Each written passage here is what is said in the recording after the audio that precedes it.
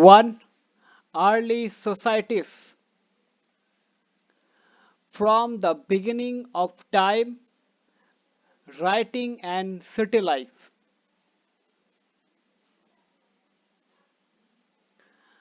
Early societies.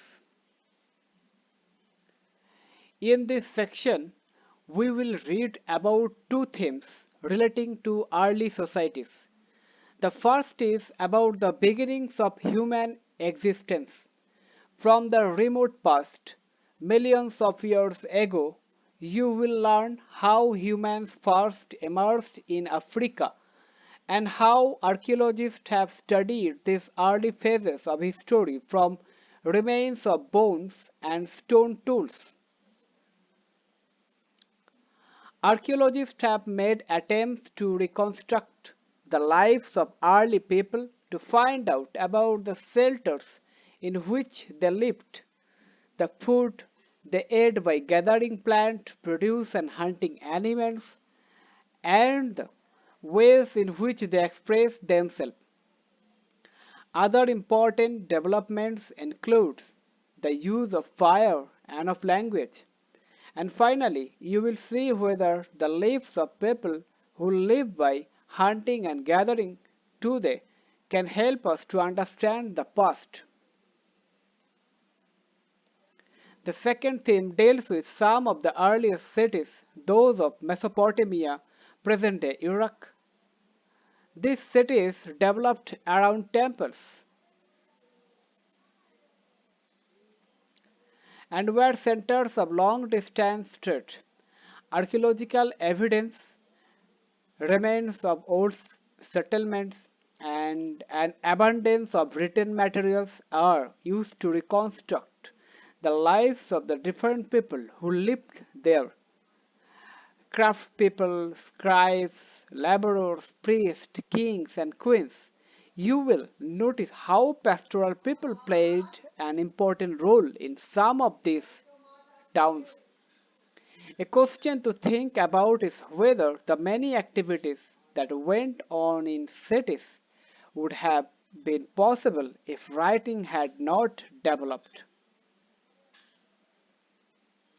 You may wonder as to how people who for millions of years had lived in forests, in caves or temporary shelters and rock shelters, began to eventually live in villages and cities. Well, the story is a long one and is related to several developments that took place at least 5,000 years before the establishment of the first cities. One of the most far-reaching changes was the gradual shift from nomadic life to settled agriculture, which began around 10,000 years ago. As you will see in Theme 1, prior to the adoption of agriculture, people and gathered plant produce as a source of food. Slowly, they learned more about different kinds of plants, where they grew, the season when they bore fruit, and so on.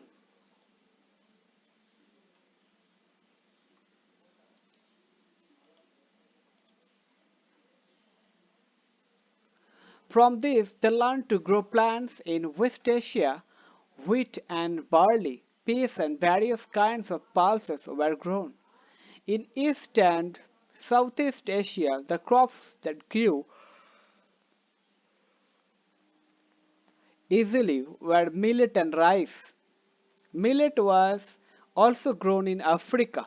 Around the same time, people learned how to domesticate animals such as sheep, goat, cattle, pig, and donkey, plant and fibers such as cotton and flax, and animal fibers such as wool were now woven into cloth.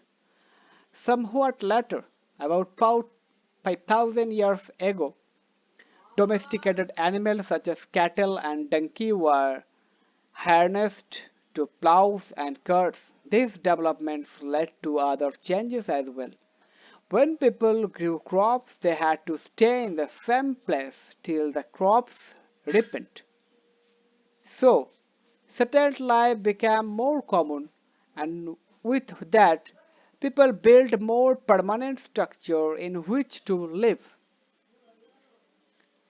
This was also the time when some communities learned how to make earthen pots. These were used to store grain and other produce and to prepare and cook a variety of foods made from the new grains that were cultivated. In fact, a great deal of attention was given to processing foods to make them tasty and digestible. The way stone tools were made also changed, while earlier methods of making tools continued. Some tools and equipment were now smoothed and polished by an elaborate process of grinding.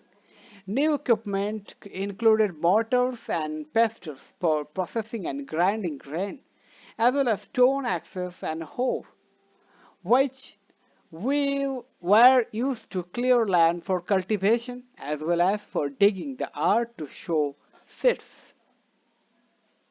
In some areas, people learned to tap the ores of metal such as copper and tin.